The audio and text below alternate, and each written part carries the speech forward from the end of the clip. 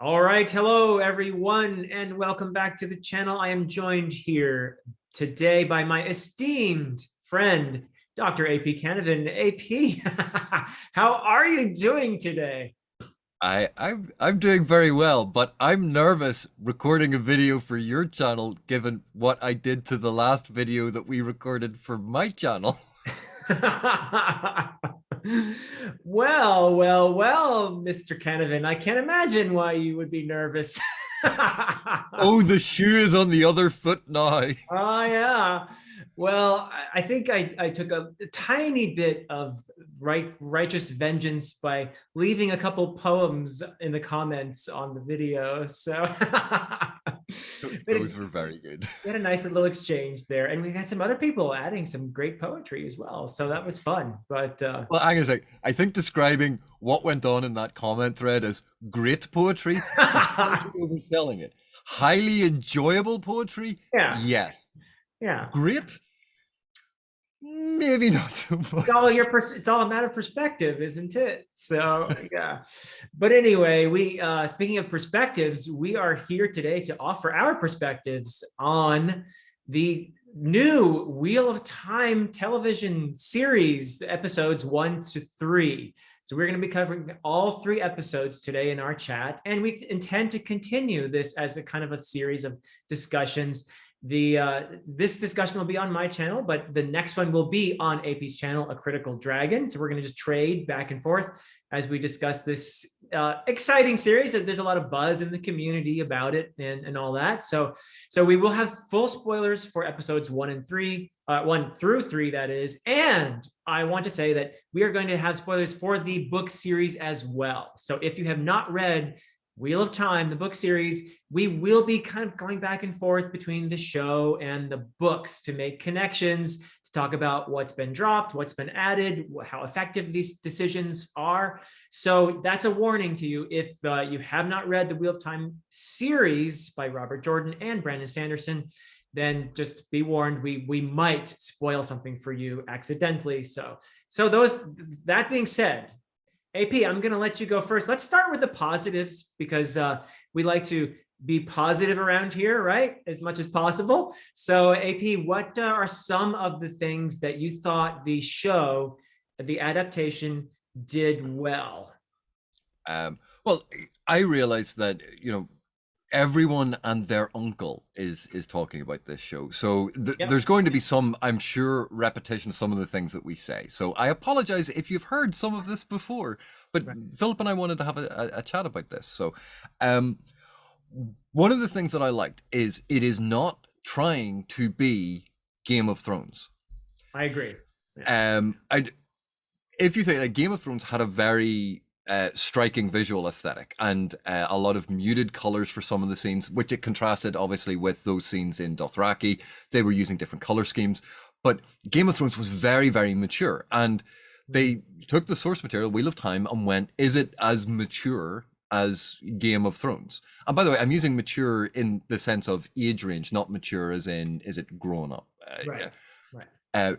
Because it's not just sex and violence; it's a lot of stuff. But Right. the aesthetic that they went for is kind of less uh, mature than Game of Thrones, Mm. but far more mature than, say, Legend of the Seeker or Xena Warrior Princess and Hercules: The Legendary Journeys or the Shannara Chronicles. Yeah. Most of those were either family friendly or very much early teen friendly. And they seem to be trying to position Wheel of Time in that teenage to young adult as in or like early 20s, not Mm. young adult as in a 12-year-old. But it's in an in-between ground that isn't as violent and graphic as Game of Thrones, but not quite as teenage and twee at times as some of Mm. the other series I just mentioned. Yeah. And I really like that. It's an identity in and of itself. It's not trying to be anything other than itself, and I think that's really important for a TV show. Um, Yeah. there are there's a mixed point that is both good and bad, which we'll come back to at the end when we transition into the slightly more negative things, Right. to do with editing. And I have a good point about it and a bad point, but we'll talk Yeah. about that then. Yeah. But one of the other things that I liked is clearly like very high production values. This is not a show that looks or feels cheap. There's great casts.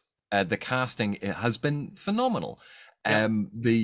The acting is really good. They like all of these things. You go, this is actually a really well produced TV show, and that bodes so well for the genre that we're not getting cheap plasticky sets with silly fantasy sort of, it's an LED inside a glowing thing to make it look like magic.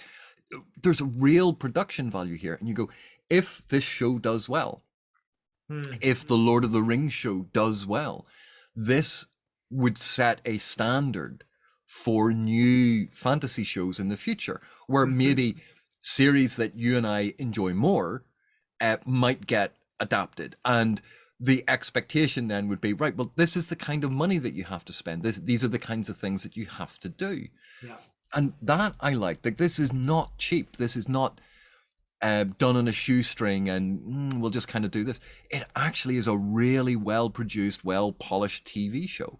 So I love that. So the actual viewing experience, I was very positive about.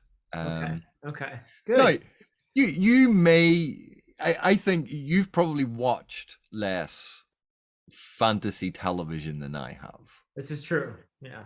So where I can make those comparisons to shows that maybe didn't have the same amount of money to spend on it. If you think of the Shannara show, which you mightn't have seen, No, but you had some sets, you go, that set was brilliant. And then you were looking at this landscape and you go, they had half an hour before they started shooting to throw a bunch of stuff on the ground and then tilt the camera so you couldn't see the parking lot behind them. That sounds like me making a YouTube video. And that's and Shannara wasn't a cheap show, but that's how expensive shows are to make. And when you see the amount of effort and time and money that has gone into this production, you go, this is actually really, really good. Even though, like, we might look at it now and in our head, we're contrasting it with the internal image that we create when we read. And here's a headline for you. No one is ever going to be able to produce a film or a television show that is better than what you can produce in your head, because your imagination has no budget and no limit. Very true. That I think is something that is important to bear in mind. Yeah, I would agree. Actually, I think you said several things that I want to touch on again, and maybe we might even want to discuss in a little more detail to go back to some of these positives you mentioned. But first of all, I want to agree with you that we all want this show to do well, right? I mean, it's important because as you say, if this does well, if the Lord of the, it's really the Silmarillion. I don't know why. I do know why they call it Second Age, or it depends on what the new Tolkien show. Yeah, they want people to know what it is, so they're calling it Lord of the Rings, but it's Second Age. So anyway, we want these things to do well because we want more of these sorts of things. We want our genre to flourish. So I'm absolutely rooting for it. I wanted to love this show from the beginning, and I do have some positives to say, and I think some somewhat critical things as well. So, but let's start with those positives, because first of all, I agree with you that the show, and I've heard people, and I disagree with the notion that the show somehow was trying to be Game of Thrones. I think people would maybe just have predicted that it was going to do that, and then just knee jerk, oh, it's trying to be Game of Thrones, maybe because they don't know fantasy very well, so they don't know the nuances, perhaps. But it's the easy comparator. What was the last big fantasy show? It was Game of Thrones. Oh well, this is just trying to. It's an element of recent. What do you call that? Recentism. Recency bias. Recency bias. Okay. That Game of Thrones was the last big one. They're trying to be Game of Thrones, and that's the constant comparator. And you will never fully escape that. But it clearly isn't trying to do that. I suspect the people who are making that comparison are not well versed in fantasy. So, and they might be seeing just, oh, looks like the same thing because it's fantasy, you know. So, Well, um, I don't necessarily agree with that. It's okay, the natural comparator to make. yeah, It's yeah, so it I don't think it's anything to do with, you know, whether or not you're well versed in fantasy. Let's face it, there have not been a lot of big fantasy TV shows that we can make natural comparisons to. So I right, don't fault people for using Game of Thrones as a natural comparator. It yeah, makes perfect sense. It's the great example that we have. Because yeah. what's the other one? The Lord of the Lord of Rings the Rings. films. And you go, I would have actually compared them more to Lord of the Rings than to Game of Thrones, do, honestly. do I'm not you remember saying I they're, said about negatives? yeah, well, I meant that in a not a negative way, not yet. So I would have compared them more to that for sure, though. I was thinking, oh, Lord of the Rings for few times while I was watching Mm-hmm. the episodes. So yeah, we'll talk about Mm-hmm. that later.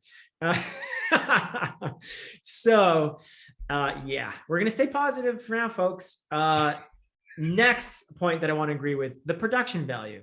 I do agree with you that they put some money into this, and it shows. There are certain vistas that I thought, wow, this is really incredible. There are some certain scenes that were just beautiful and well shot and all of that. There were others that I can't completely separate the two, but there were a few scenes that I thought looked very CGI or looked kind of fake. I'm thinking specifically, I'll be specific here, of the moments in not when they were at the ground level in the city, but in Shadar Logoth. Is that the name of the city? Yeah. Not at ground level, but when they were doing the vistas and the buildings all up in the background, that looked Or very when they're standing at the gates of the Mines of Moria. Sorry, the wall of Shadar Logoth. right, Um, right. Yeah. Not yet, AP. Not yet. We're gonna go there eventually, but I thought that there were moments that weren't quite as convincing for me anyway, just visually. But that to me is not. I'm not gonna get hung up on that sort of thing, really. So the production value, thumbs up from me. The cast, absolutely agree. I love the casting. I think the acting was strong. I thought there were some great performances. Some of them were by minor characters too. I thought there were some good performances by relatively minor characters, but the main characters were all great. So no complaints really. Nothing substantial. I thought there was a little bit of in some of the acting and we'll talk about this later. I thought there were moments when Moraine reminded me of Gandalf or Ian McKellen. So we'll talk about that later. So now, do we want to talk any more about these positives or any other positives before we talk about you want to talk about editing as a transition, right? well, hang on a second. Well, there's another big positive about the cast. Yeah. When this show was announced and they started to release cast photos, there was a bit of a hue and cry about, oh, it's diversity casting, and oh, look, and for people who had imagined this and they'd imagined a homogenous little village that was very European feeling in this fantasy world, and they'd imagined everyone white, seeing people of color being cast, you're like, but that doesn't fit my mental image. And, you know, people, for one reason or another, can get very upset about that. Yeah. And one of the great things is because the entire cast is like that, you get an idea of displaced people. That the whole area is full of all of these displaced people from all over the world. And you go, and why would that be? Because that's actually built into the history of the entire Wheel of Time. It makes perfect sense. And seeing an absolute range of character, of a type of person, of type of skin tone in the village, because there's an entire range, it doesn't feel out of place. If it had been one character was a person of color and everyone else was white, you'd go tokenism. Yeah.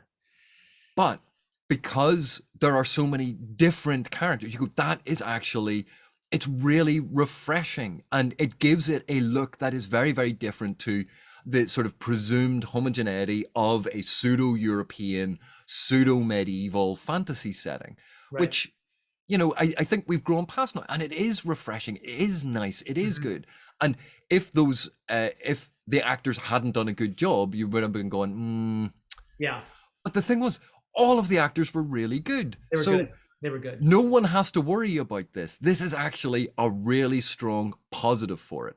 Yeah. But there's a really weird thing, and I think it'll be corrected as the series develops. Okay. But unfortunatately, because they released all three, the first three, the Right. two major sort of villainous figures that we see Yes, I know. Yeah. are very dark skinned. Yeah. So Podden Padan Fang Fane and the and questioner. I forget his yeah, name, but and yeah. Yeah. it no, I realize as the series goes on, and there's going to be different villainous figures. So Right. therefore, there's going to be a blend of all different skin tones representing villainy. It's Right. just really unfortunate that in the bit that we have, the first three episodes, Yep. that the two villainous figures are basically the two darkest figures, Yep. and that I think that is absolutely unintentional, and I think it is going to be a case of there are heroes and villains throughout all are going to be absolutely diverse. I don't think it is going to be an issue in the long run, Right. and it's just unfortunate the way that the cutoff came for that opening of here's your three episodes. Yeah. So, Yeah. but I can't. It is something. It as soon as I saw it, I can't unsee it. And I will say that the people I was watching the show with who aren't readers of the Wheel of Time said exactly the same thing. Why are the two worst characters, the two Ah, creepiest characters, both the darkest people in the entire show? So that is, you're not the only person to notice that. But like you, I have read the series, and I assume that we're going to have just like you have a diverse cast in every other way, that the evil characters in here are going to be as diverse as everyone else. But yeah. So that is, I think, an important thing to remark on. Absolutely, yeah. But the yeah, acting, and as you said, is good, and that's what really matters too. I think that you've chosen actors who are going to do a good job, and that's probably the most important consideration. And then we can talk about these other things too, which are also important. So because again, that point about how you internally visualize a character, yeah, like Philip, we can read exactly the same paragraph, and if we had the ability to project our mental image onto the wall so that everyone could see it, they would look nothing alike. right, right, So no matter who was going to get cast for whatever role, they were never going to. Well, that's not how I pictured them. right. So for a modern audience, updating these books and everything for a modern audience in the modern day across multiple media marketplaces Yeah, and networks and things like that, have a brilliant cast. You go, yeah, this is fine. yeah, So that's I like that it was very, very reassuring. It wasn't tokenism. It wasn't anything like that. right. They have great, and I think it's nice to reassure people. Yeah, absolutely. So we're going to talk Lord of the Rings later, but let's talk about editing, because there are goods and bad. There are pros and cons, I think, to this. So I'll let you talk about the editing first. Right. So I think it is very, very obvious that if you are aware of the books at all, that they are moving at a breakneck pace Oh yeah. through the book. Yep. If you're unaware of the book, because I did talk to someone who hadn't read the book, Mm, and they were going, they seem to be hurrying through a lot of stuff. So yeah. even someone who didn't know what the events were, they were saying that that's very quick editing. Right. Now, I may have facetiously referred to it as editing for the TikTok generation, where it's, oh, look, scene, next scene, next scene, next scene, swipe, swipe, Right. keep going. Um, it it is very jarring for particularly someone like me who enjoys, for a for a start, long form fiction, Yeah. but also like I don't mind slower films. I don't mind a slower pace. And Right. even in that first episode, it's almost 1/3 of the episode is the battle at Beltane. One third Right. of the episode, and that happens at I think it starts roughly around the halfway mark. Mm, So you actually have a huge you have all of the character introductions are being rushed through so you know who the characters are, and they all have a defining moment and a defining sort of characteristic in basically the first episode. Right. You then spend a huge chunk of that episode doing a big battle sequence, which for the most part, and actually I have to praise them for this, usually action sequences are absolutely devoid of narrative content. Uh-huh. They are empty calories in terms of narrative. Right. This one wasn't. They worked a lot of narrative elements into the battle, which is Yeah. something we can actually unpack and discuss. There's some very cool stuff going on. Yeah. Give But examples if you like. Yeah. Because I know you have some good ones. well, so for instance, Matt runs out to save his sisters. So we've already seen that he cares about his sisters, and Right. this is like in Hollywood terms, save the cat. It's Matt has a heart of gold. Why are they showing Matt doing this? Well, because he's going to have that dagger from Shadar Logoth, and he's going to be a bit of an arsehole for the rest of the season. Right. And if you do not get an audience to buy in immediately, given how quickly they are running through it, Matt is about to descend into becoming one of the most narcissistic, mean-mouthed, annoying characters Yeah. very, very quickly. And if the audience is not willing to go, oh, what's happened to him? They need his character defined early. So he saves his sisters. Right. Saves. They are in a brilliant hiding place that he takes them He from takes them out of in it. the middle of a battle with monsters and then goes, let's run into the woods. But he went looking for them, at least. But he went, okay, yeah, he's a good guy. Yeah. An idiot, Yeah. but a good guy.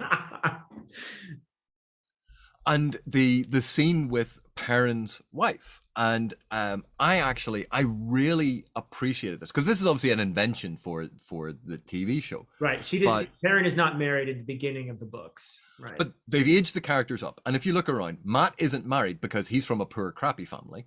Right. Rand isn't married yet, but everyone is assuming he and Egwene are going to get married. Right. So they're all at that kind of age, but they're all on the cusp of, maybe they're going to get married soon. Perrin's already married, and you go, I wonder why that is. And there's seems to be something problematic in their relationship. Yeah. He's basically sent to the forge, go and find your wife, Right. kind of thing. And when he goes in, he says, I love you. And he's putting his hands over her stomach, implying she's pregnant. And then she does the classic Han Solo. I know. Right. Instead of saying, I love you back. And to me, and this could be me reading too much into it or picking up on subtext, I would guess that Perrin, one night, had a bit of a fling with her, got her pregnant, and then the social convention was, you got her pregnant, son. The two of you are getting married. Yeah. And that's why she's not entirely happy about this situation. He's not a bad man. He's right. Not a horrible man. But right.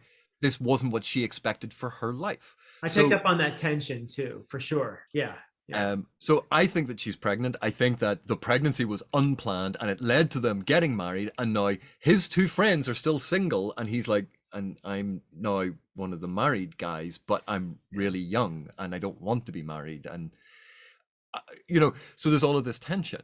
And that adds a lot to the guilt, of course, when he accidentally, in that moment, kills her. And again, like the scene with Matt, yeah, Perrin's journey in the books for almost the entirety of the books is the tension between giving into his bestial wolf side and choosing the axe and being a berserker warrior. Right. Or choosing the hammer, which can be used as a weapon, but can also be used to create. It's all about that tension. And that tension is internal. Yeah. And you can't do that in a TV show. Yeah. It's unless they start him, they're just going to have him randomly say, well, I was worried about, and suddenly start expositing all of these things which would go against his character. Right. So right. We need a reason to understand from the very beginning, if he's so powerful, why doesn't he fight more? Why is he struggling with being a warrior? Why doesn't he just do it? So he wants to protect people. He's overly protective. Why? Because he killed his wife, and potentially unborn baby. Yeah. Why does he not want to be a warrior? Because he killed his wife and his unborn baby. Right. Because he lost control. He's not a trained warrior. He doesn't know anything about it. And then he had the wolf dream adding into this of the wolf eating her. Yeah. Yeah. And Which is that has to have some certain negative connotations. Yeah. So, well, he's feeling like the wolf already. Yeah. Yeah. And it's a brilliant scene, as you say, because it does. It sets up that tension with him, and that really great observation you made. You don't have a way to give his internal thoughts, so you have to have the actor project that pain and that conflict on his face, which we know is there. The other characters with him don't know because they don't know he killed her, but we know, the viewers know why he's making this solemn face when the others are saying it's not your fault, and he's saying, and the actor does a good job of conveying that conflict, I think. And also there's the risk if he was walking around with a pained expression all the time, someone would have said, "Here, try this tea. It'll help you get unconstipated." But one of the things, the morning after, he comes out with her body. Yeah. And she's been cleaned up a bit, and he's been sitting there with her all night. And so you can see, like, this is now, this is the absolute best time to have killed your wife, because everyone assumes it was one of the Trollocs. Yeah. So no one is going to blame him unless he tells them. Right. And you can see he kind of it was my fault, and everyone's like, "Don't blame yourself." And he's like, "Well, who else is he going to blame? He put an axe right through her." Right. But you can see that he tries to, and no one is going to initially believe it, and that's the end of his courage. He can't go forward with it. Yeah. So when there's the opportunity to leave the village, oh yeah, he's writing out it. Get away, because everything is going to remind him of her. It's going to remind him of what he did. It's going to remind him of this guilty secret, the telltale heart beating under the floorboards. Yeah. To draw a literary allusion. So that is so well done, and the fact that it's Matt that comes up to try and comfort him. Yeah. You can see again developing these bonds between the characters. Like, this is why when I had a brief look online and people were going like 1-star review, and you're like, really? You think this is a 1-star show? Let me show you some 1-star shows. I recently watched Discovery season 4, episode 1. We don't want to go on to that. Yeah. Different conversation. But so that, I think, was very well done. No, I also saw reference to this being the fridging trope. And, I don't shy away from this. I've talked about this in relation to Erickson's. Absolutely. For me, this is not fridging in exactly the same sense, because there's a very definite reason for it, and it's not to motivate the character. Fridging was usually the character was married or had a girlfriend or a partner, and they get killed, and then the character goes on a quest of vengeance, or this spurs them to action. This is the exact opposite of that. Yeah. He is responsible for his loved one's death. It's not about giving him motivation. It's about removing all of the motivation and giving him a trauma that he acknowledges that is his fault. So it's not just using a female character to spur the hero into action. So I appreciate there is a similarity between the two things. But when you look at everything else that is going on, if they had chosen to make, for instance, Perrin gay, let's say they made that change, and they gave him a husband because they now want to explore that, then it would have been, well, let's kill your gays. You go, okay, so he can't have a male partner, he can't have a female partner because we have fridging and kill your gays. So, well, maybe he had a dog and we can just kill the dog. And you go, well, that's getting a little too close to literalizing the kick the dog part of Save the Cat. You can see the tension trying to give him a motivation that will allow a viewer in the space of 30 seconds to understand something that is core to his character for the next whatever number of seasons. Yeah. So that I think that's a good example of a positive decision in terms of changing something from the books, adding something that wasn't in the books, but also just as an editing move.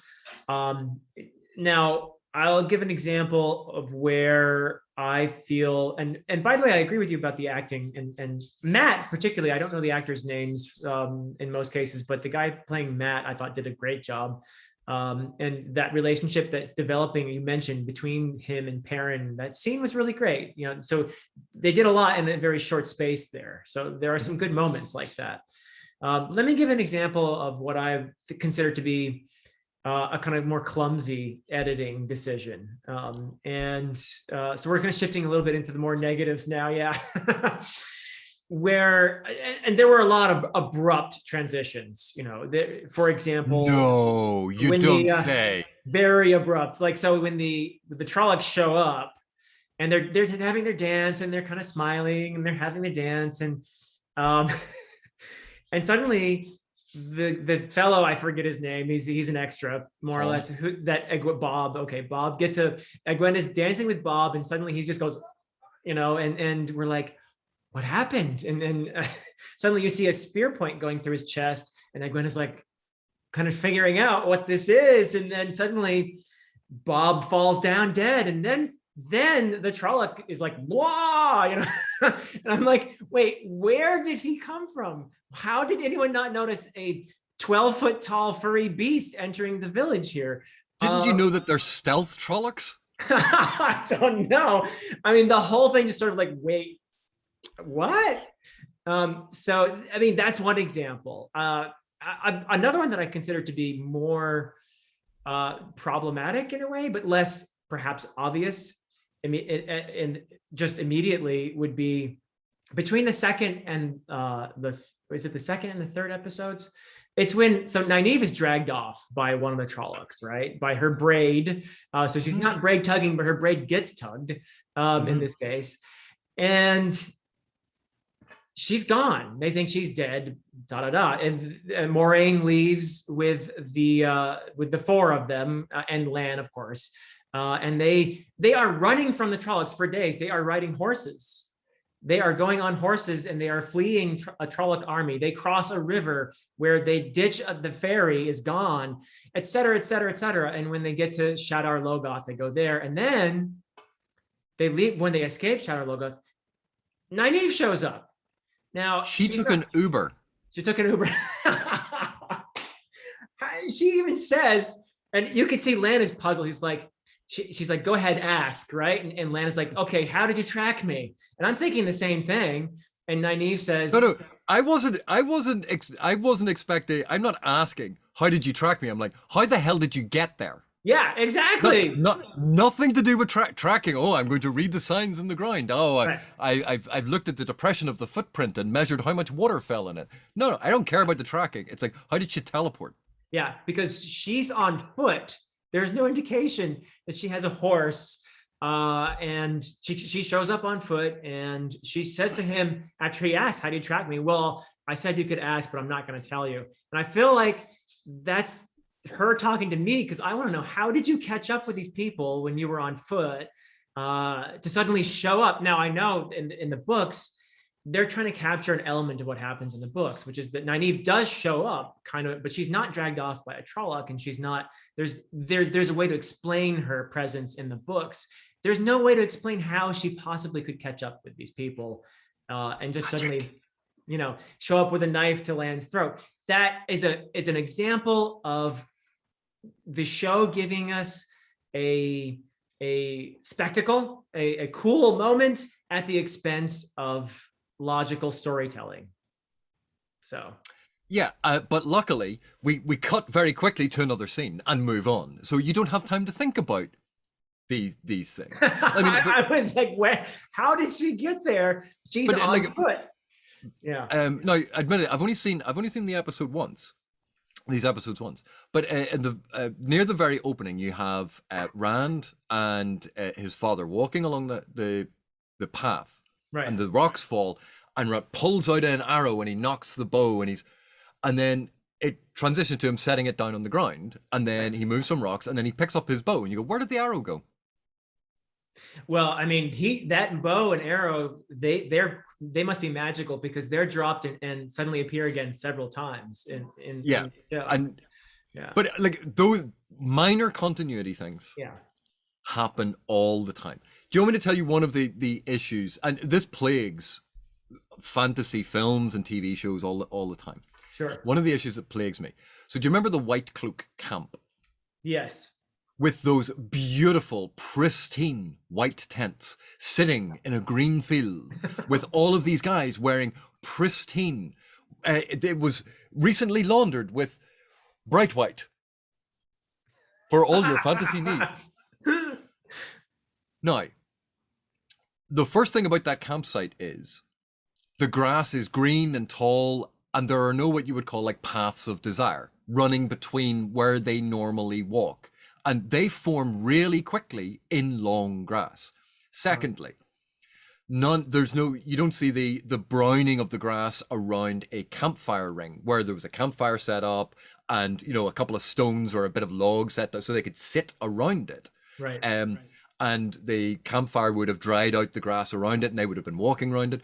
So it looks like it has literally just been set up. And you go, okay, so you're setting up white sheets in bright green, really luscious grass. Have you ever worn a t-shirt, a white t-shirt, and tried to do any gardening for 20 minutes? Does that t-shirt remain pristine? Yeah. So even if they are meant to be scrupulous about their appearance, because it's totally impractical to be wearing pure white, dazzling white in the wilderness like this, but they didn't even have like muddy bottoms to their cloaks. Yeah, no, they didn't have the odd stain on it. The tents were so clean. You went, did they literally come out of the production thing this morning and get set up? And then they went, oh, there's a smudge there. Quick, wipe that off. It looked so new, too new. It didn't look lived in. Right. And these are people who are meant to be riding around the wilderness. One of the great things that the Lord of the Rings movies did was they ensured that all of the costumes were worn.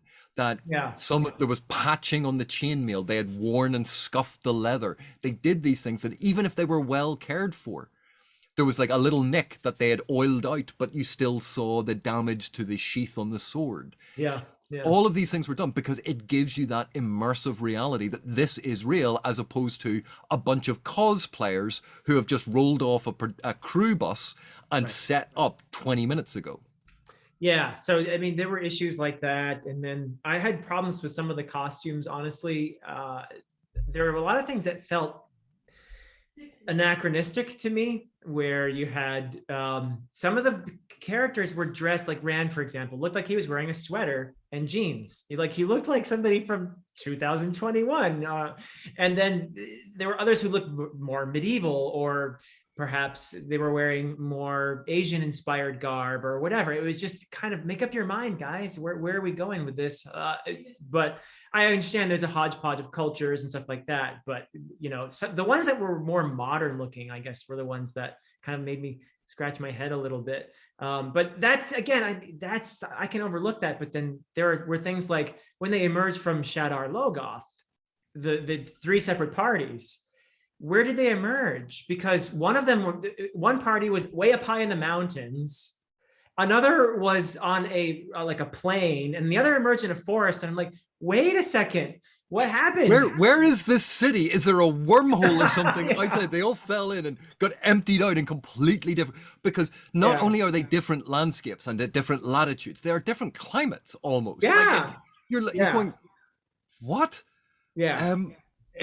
And they're all meant to be like, because if you think they leave the city, so you go, well, at most you have to walk around the city to get where they, and okay, well, they walked maybe an hour. So you go, you're about a 2-hour walk from each other.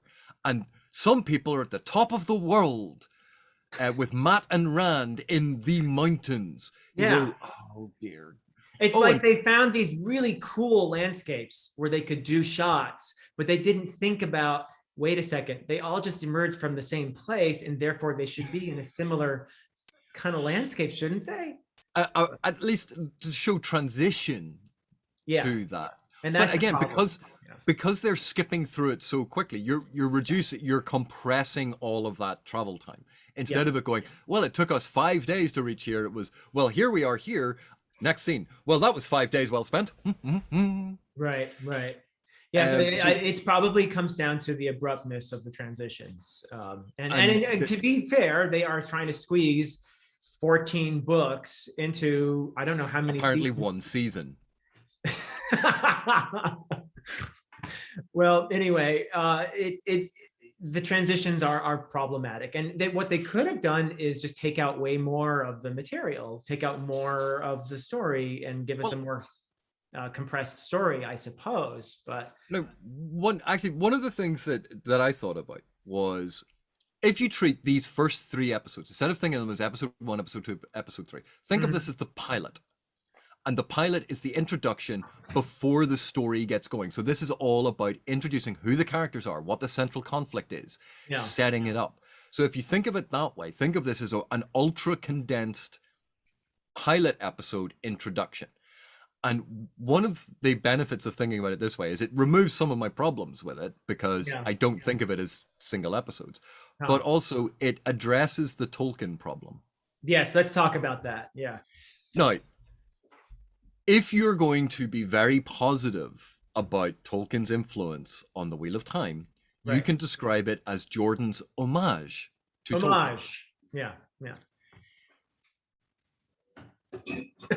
Maybe you should stop there. But let's face it, the Eye of the World The Eye as a of the book, World. Yes, just the first no, book. Yeah. and the rest of the series develops in its own way. And it's not that there aren't different things in the Eye of the World, but Right. the Eye of the World is the Lord of the Rings in Wheel of Time costume. Like it's putting a mask on its face, going, I'm not the Lord of the Rings, honest. Because Matt and Perrin, Merry and Pippin, Yeah.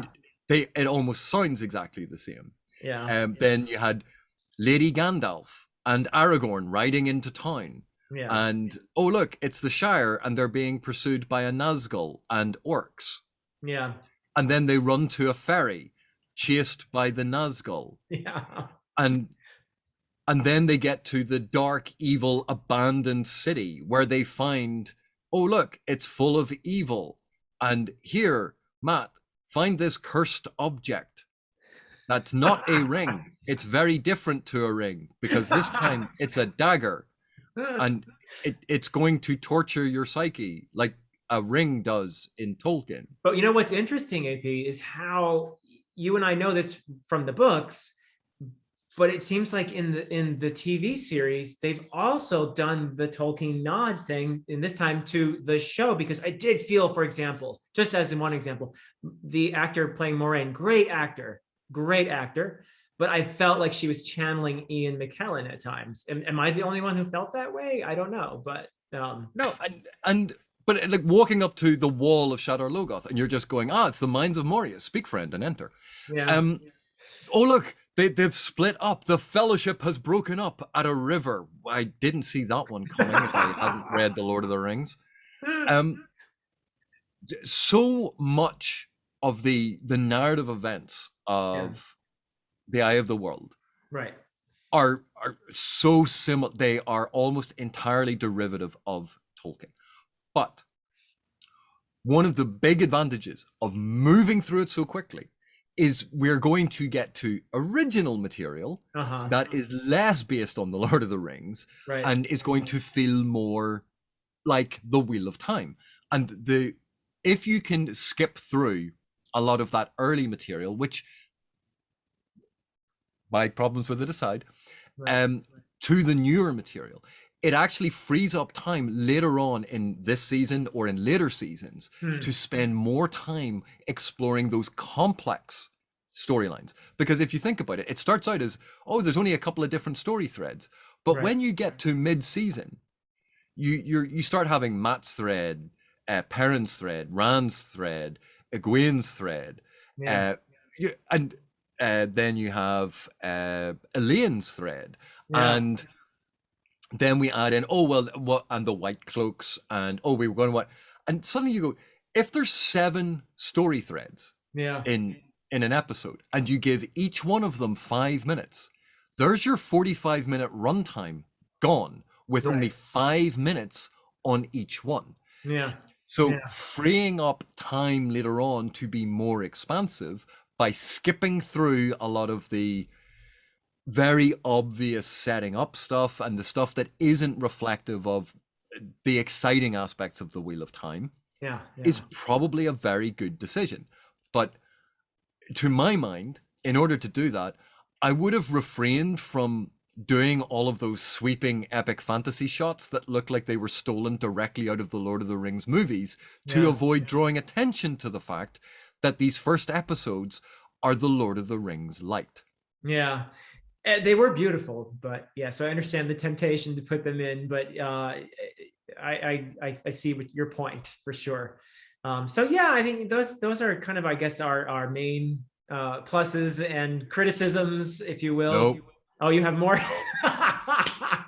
Well, there were minor things too that I kind of was puzzling about. They definitely seem to make the White Cloaks more evil. I felt with the whole like scene with the it was the sort of the prologue scene to episode 2, I believe, with the cutting off her hands and burning her alive and all of that, and it was just like this sadic. And what was he eating there? Was that part of her? Was that her?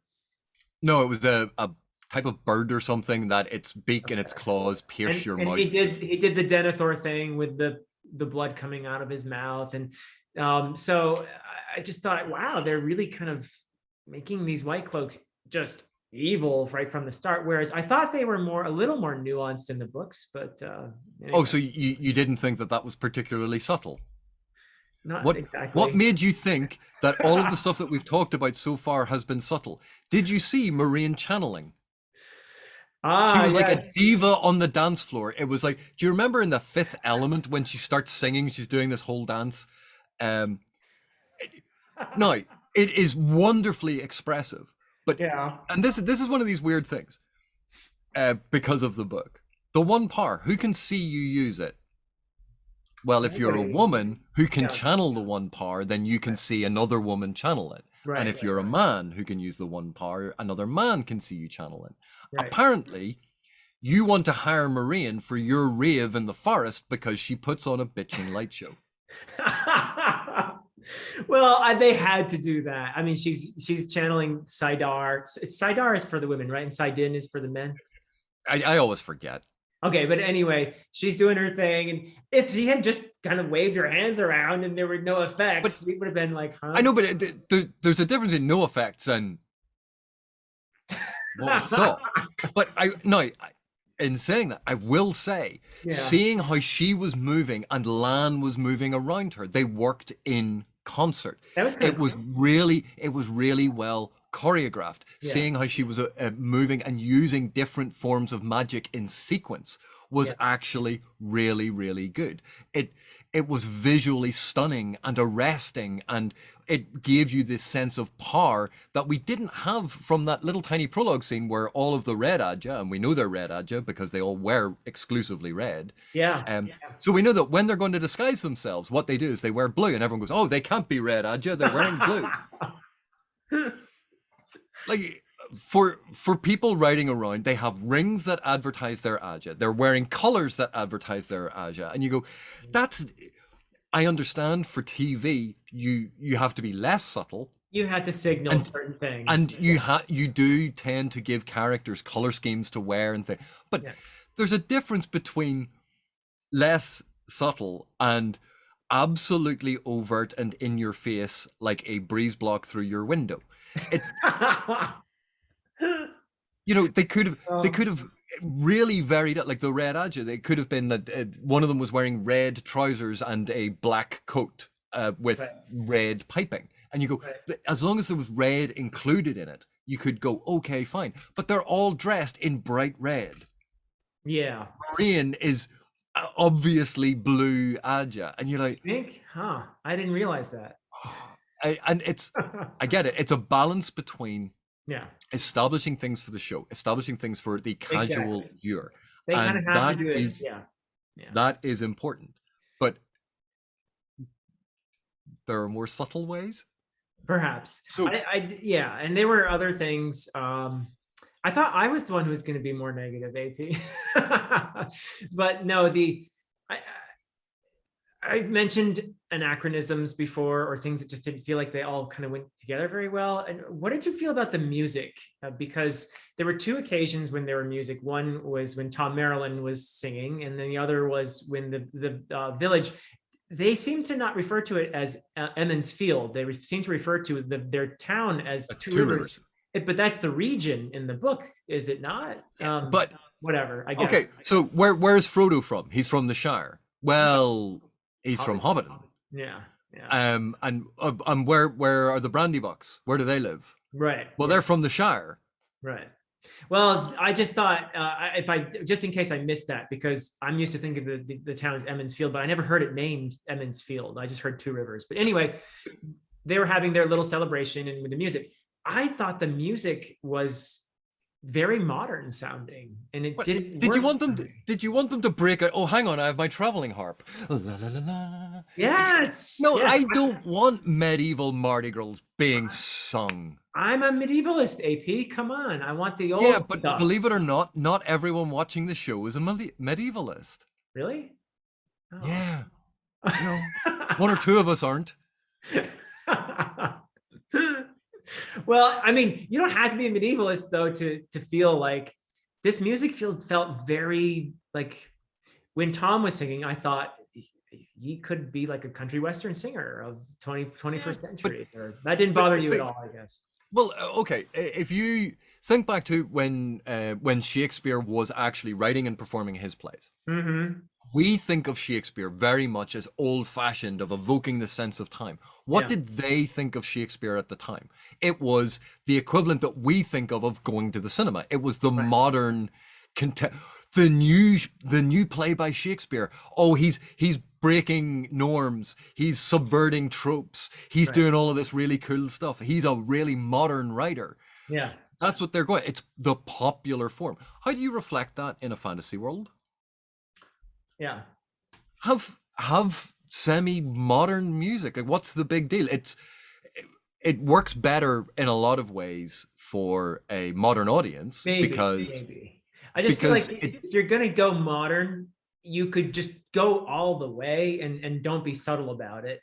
Otherwise, it feels like you didn't really intend to. You see what I mean? Like there's that movie Knight's Tale. Knight's Tale, exactly. That's what I was thinking. Where they go all the way, and it's obvious that they're doing it on purpose. Here, I thought, are they trying to do it on purpose, or is this supposed to feel like that world because it feels like my world and it's not working for me? But you see what I mean? Well, that's because you're an old fuddy-duddy. Probably. But again, it's one of these things. It's going to come down to personal taste and personal preference. Yeah. Like in the Witcher TV show, "Toss a coin to your Witcher" or whatever the song was. You know, that's very modern in terms of its composition, and yet it was a catchy tune and it was fun and it was, you know, and he plays it more as if he was a modern rock star rather than a troubadour. And you go, well, troubadours were the modern rock stars of their day. Yeah. It evokes a sense of that, so I have no problem with it. Okay. It is easier for me to listen to than going, oh dear God, it's another medieval chant. Which I don't particularly enjoy. It's not the thing that tickles my fancy. So I don't mind that. And it gets across the sense of why this was modern entertainment. And okay, so maybe when they go to the palace, there'll be a more refined, he breaks out a lute and then it's a more formal performance, and that's where we get a whole lot of the courtly aspects. And that is a nice distinction they can make between folk songs and people entertaining each other in low dive bars and when you're in front of the queen and the ladies and hello and let me recite to you the grand tale of Manarathon. Right. All right, so any other thoughts, positive or negative? Okay, I can see you're bursting to come out with it. No, and the thing is, I know people think that I'm really negative about it. A lot of these are very minor, in all honesty, very, very minor quibbles that a lot of TV shows face. Right. And when you take it all in the round, when you take it in toto, and you're looking at it, you go, this is actually a really well produced show. The acting is good, the dialogue is good. Yeah. Most of the fight choreography, is Yeah. good. Yeah. Is it perfect? No, it's never. Nothing is ever going to be perfect. But one of the things that bugs me, and it relates back to what I was saying about the White Cloaks camp, Mm. is interior sets. So the interior of the bar in the mountains, the interior of the inn in Emmonsfield. Yeah. Those interiors are spectacular. They're They really, are really great. Yeah. they look so authentic. They look so real. It looks like a real thing. Yeah. The landscape shots where it's real landscape. You Yeah. go, it's grand sweeping vistas. Very Peter Jackson version of Tolkien, and I wouldn't have gone that way to avoid drawing attention to the Tolkien elements. Right. But that was all fine. But do you remember what it looked like when they were standing in Emmons Field and looking at the buildings, and you just had muddy ground everywhere? Mm. Now, in the Wild West, where they just had muddy ground, that's why they had wooden walkways everywhere. Yeah. That's why you had wooden walkways between buildings. That's why you had like people dump, because they're in the mountains, they have access to a lot of stone and quarrying, dumping down gravel to kind of compact a path. Because otherwise, after a bit of rain, you'd be walking through 1 foot deep mud. Right. And again, it's this thing that the interiors, because Hollywood has been designing interiors since its inception, it knows how to do an interior set. They are brilliant and perfect and authentic. Yeah. The exteriors, you go, it looks good as long as you don't look at it in terms of this is meant to be a real village, because this is a village that doesn't have proper wear in it. It doesn't have proper paths in it. It's in the middle of a forest. Where are all the farms? What are they eating? Where are their fields? What are they eating? Pine cones? And then you go, oh, look, the Trollocs are coming and they're over there and we're going to head this way and the Trollocs are going to follow us. If you draw a line between where the Trollocs are and where the heroes are and the Trollocs are going to follow them, it goes right through the village. Oh, we'll lead them away. No, you're not. You're leading them directly. The village is going to get wiped out. Why head off at a 90-degree angle at least? Or do something to show that the Trollocs have changed. But no, it's the Trollocs are going to go right through Emmons Field. Right. And Two Rivers, as they call it. Yeah. But little things like that, where the exteriors, where they try to build the village, like when Rand and Matt end up at the Stone Mountain quarry trade town, whatever. Yeah. That sort of looking at it, you go, it doesn't quite look right because there's CGI and it doesn't quite look right. It doesn't fit. When they're inside the bar, brilliant. When there's a real close up where you can just see a wall behind them, absolutely fabulous. They know how to build a wall. When you see it as a village, you go, that village, it looks kind of too small. There aren't enough people. That's not paths. That's not how that would work, and it falls apart. That's where the verisimilitude falls apart. And the reason it does is because it is far too expensive to build an actual town that is the correct size. Yeah. Because if you have only 500 people, just 500, that's not a lot. Yeah. 500 people. Think of the number of buildings that you would need, because you have dwelling buildings and work buildings. Oh yeah, yeah, yeah. And suddenly you go, what, we have to build all of that. Whereas when they were in Shadar Logoth, because that was shot on location, I think in an Eastern European city, that has the enclosed streets, that has the cobbles, and you go, that makes sense. That's why that looks so authentic, and they lit it to make it sinister and closed in and frightening, and then added CGI to make it look bigger. That's all fine. The wall outside, the Mines of Moria wall, Speak Friend and Enter section, that was awful. But when they were inside, that was brilliant. Yeah, yeah. Because it was a real location, so you could feel how real it was.